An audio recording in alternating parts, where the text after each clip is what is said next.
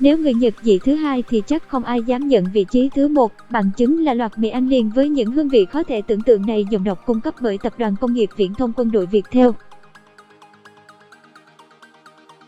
Tiếng nói từ trung tâm không gian mạng Viettel Ramen, một trong số những món ăn kinh điển nhất của Nhật Bản, cứ đi vài bước là thấy một hàng ramen tại xứ sở này.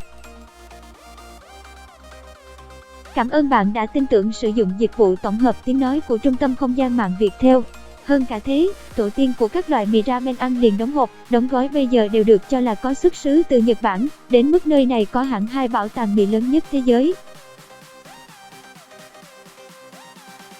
Thậm chí, có cả một khu nghỉ dưỡng nơi bạn có thể tắm trong mì ramen để thỏa lòng yêu thích món ăn này. Cảm ơn bạn đã sử dụng giọng đọc nhân tạo của Viettel. Cảm ơn bạn đã tin tưởng sử dụng dịch vụ của trung tâm không gian mạng Viettel. Tuy nhiên, bên cạnh ramen thì những người bạn của xứ sở hoa anh đào cũng thường được biết đến vì những ý tưởng dị như người ngoài hành tinh. Bằng chứng là loạt quảng cáo không giống ai, những phát minh khó hiểu như quạt thổi mì, khuôn để tô son. Vậy nên khi cái sự dị kết hợp với văn hóa mì phổ biến ở đây, kết quả là hàng loạt những hương vị mì ăn liền dị nhất mà không có ở nơi nào khác trên thế giới này. Mì ramen sữa chua cà chua thông thường, sữa chua được phần lớn chúng ta xem sữa chua như một món tráng miệng. Cảm ơn bạn đã sử dụng giọng đọc nhân tạo của trung tâm không gian mạng Viettel. Bản quyền thuộc về trung tâm không gian mạng Viettel. Sữa chua có thể kết hợp với các loại trái cây, kẹo bánh làm topping, thậm chí có người còn dùng sữa chua trong một số món ăn phương Tây để thay thế kem hoặc sữa. Dịch vụ tổng hợp tiếng nói cung cấp bởi trung tâm không gian mạng Viettel. Tuy nhiên, mì ly ăn liền mà có vị sữa chua thì kệ cũng hơi khó tưởng đấy nhỉ, và lại còn kết hợp với cả cà chua nên những ai chưa ăn thì sẽ không biết vị này như thế nào. Dịch vụ tổng hợp tiếng nói cung cấp bởi trung tâm không gian mạng Viettel. Người Nhật làm ra món này như món mặn hay món ngọt đây? Mì ramen sữa chua cà ri đây có lẽ là món nằm cùng series các loại mì sữa chua. Bạn đang nghe tiếng nói nhân tạo từ trung tâm không gian mạng Viettel. Ở phương Tây, nhiều người sử dụng sữa chua để nấu cà ri, giúp cho món cà ri có kết cấu mềm mượt và béo hơn nên có lẽ đây cũng không lạ lắm. Dịch vụ tổng hợp tiếng nói cung cấp bởi trung tâm không gian mạng Viettel. Tuy nhiên, các món mặn có kem thường ăn kèm với các loại pasta phong cách phương Tây, nên khi kết hợp với mì ly kiểu châu Á, khiến mọi người thấy rất lạ lẫm. Một số người khác cho rằng do người Nhật ít ăn cay nên việc thêm sữa chua vào cà ri có thể giúp trung hòa vị cay và hợp khẩu người dân nơi đây hơn. Giọng đọc được nghiên cứu và phát triển bởi các kỹ sư trung tâm không gian mạng Viettel. Bản quyền thuộc về trung tâm không gian mạng Viettel.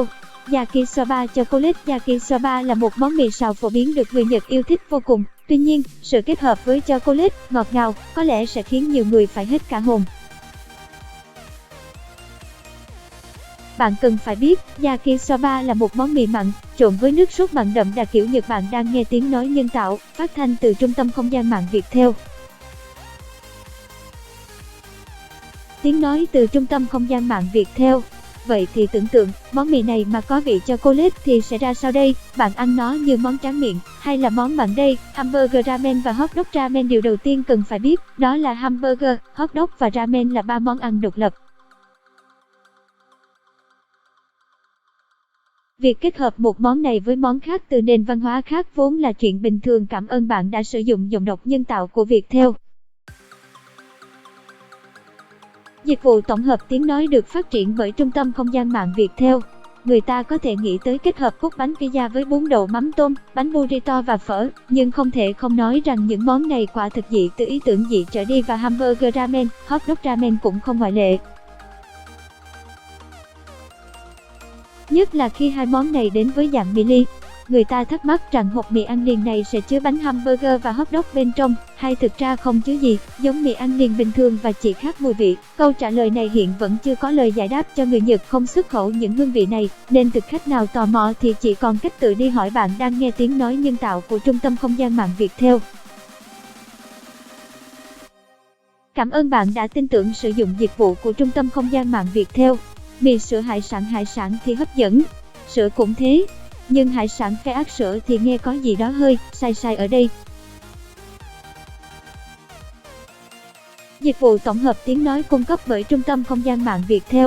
Thế nhưng món này là có thật và cũng từng có thời rất viral.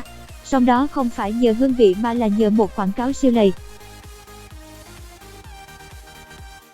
Tiếng nói từ Trung tâm Không gian mạng, Tập đoàn Công nghiệp Viễn thông Quân đội Viettel.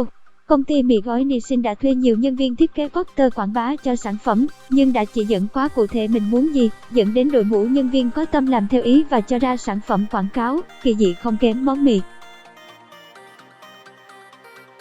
Dù không biết người tiêu dùng đón nhận sản phẩm mới này thế nào, nhưng sự thật là món mì này đã trở nên nổi tiếng vô cùng. Bạn đang nghe tiếng nói nhân tạo từ Trung tâm Không gian mạng Viettel.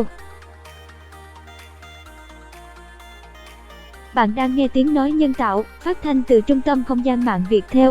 Công ty chơi lầy yêu cầu sửa quảng cáo và cái kết. Nguồn: Tokyo Chip, Bút Panda.